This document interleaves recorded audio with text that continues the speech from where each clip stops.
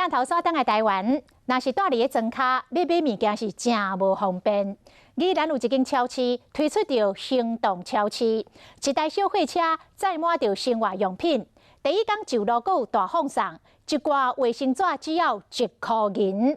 乡亲是真捧场哦，讲希望这种行动超市会当逐工拢来。一个拢手挂拿，我来这台发财车来选买家己需要的商品。规台小货车有四手也有杂货，茶米、油盐、酱醋茶应有尽有。这是宜兰大型的超市所推出的购物车，专门开到偏乡，和当地居民免去市区，就会当买到因需要的物件。可以天天来。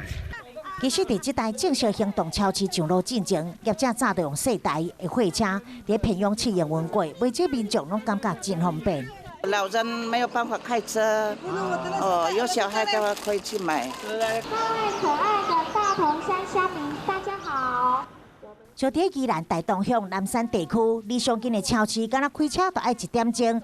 这次行动超市上路的第一天咧，也阁有这整100位的人客，会使用1块银来加买几罐卫生纸，吸引袂少民众拢来排队，嘛有偏乡的民众拢真欢喜，感觉真方便。